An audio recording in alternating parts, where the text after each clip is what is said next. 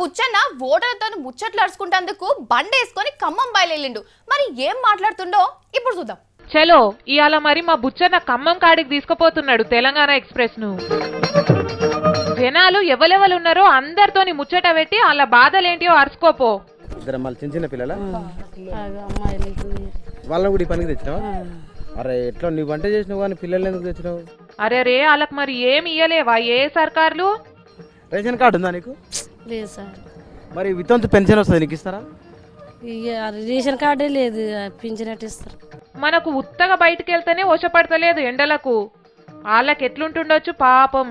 ఏం పేరు పెట్టినా మనవాడా? గణేష్. ఓ గణేషు మైకు నిడురా నాయనా. వచ్చినాయి మరి నాకు ఎవరు చెప్పారు, మరి నాకేమి ఇచ్చిండ్రు? మన వచ్చిన ఓటే తీసేసారు నానా. అంతేనా? ఉన్నయే ఊడవీకిర్రట, కొత్తగా ఏమిస్తారు ఇంకా? గా మైకు తీసుకో ముందుగా అలా ఐస్ క్రీమ్ అనుకుంటుండో ఏమోగాడు. అగో గా అన్న మాట్లాడతాడట. మేము పోతే బల్లె పంపిస్తే బల్లె పంపిస్తారు. ఆ పొర మన ఫీజు లేవు, మాకు తినడానికి తిండి లేదా? అరే వాళ్ళ పోరంతో మాట్లాడి బుచ్చన్న.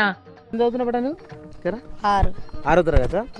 మళ్ళీ ఎందుకు వచ్చినావు బడి నుంచి బయటికి? ఫీజు కట్టబోతే పంపించారు సార్. అయ్యో ఎంత కష్టం వచ్చింది పోరన్కి. ఈ రాళ్ళు దేనికి వాడతారు? గవే బుచ్చన్న పునాదులకు ఇండ్లకు వాడరా గనెట్రాళ్ళు గవే. కొట్టడం ఎట్లా? ఇట్లా కొట్టాలి అది? ఓ నాయనా మెల్లగా. అబ్బా మా బుచ్చన్నైతే పట్టా శాత కాదు బయటికి పోతే. అరే ఇవి కొడుతుంటే చెవులు వలిగిపోతున్నాయిగా. మరి లేవు ఎందుకు నువ్వు కూడా గలగల సప్పుడు చేసుడు? గా పిల్లెవలో ఏంటో పట్టుకొస్తున్నా చూడాడా. దేనికోసం ఇది? రాయి కాల్సి నువ్వు బడిపోతలేవా? వెళ్ళను. ఏడ చూసినా అవే కష్టాలు. మా బుచ్చన్నేటో బయలుదేరే మళ్ళా. అరే చెరువులు చేపలు మస్తున్నది. ఏడ బుచ్చన్న ఇది? తెలంగాణ ఎక్స్ప్రెస్ ఖమ్మం జిల్లా పాలేరు డ్యామ్ దగ్గరికి వచ్చింది. గామె వల్ల చేపలు గడుగుతున్నది కదా ఆడ. ఆమె చేపలు గడుగుతుంటే మా బుచ్చన్న చేతులు గడుక్కుంటున్నాడు. వాళ్ళ ఇంట్లో చేయి గడుగుతాడో ఏమో ఈ పూటకు. వాళ్ళెవలో తింటనే ఉన్నారు పోవే అటు. మా బుచ్చన్నకు తిరిగి తిరిగి అన్ని భాషలు వచ్చేసినాయి. ఏమన్నా చేస్తున్నారా లీడర్లు మీకు? మాకు ఏం పెడుతున్నారు? ఇల్లు ఇప్పిస్తున్నారా, గింజలు ఇప్పిస్తున్నారా? ఏమన్నదయ్యా మాకు?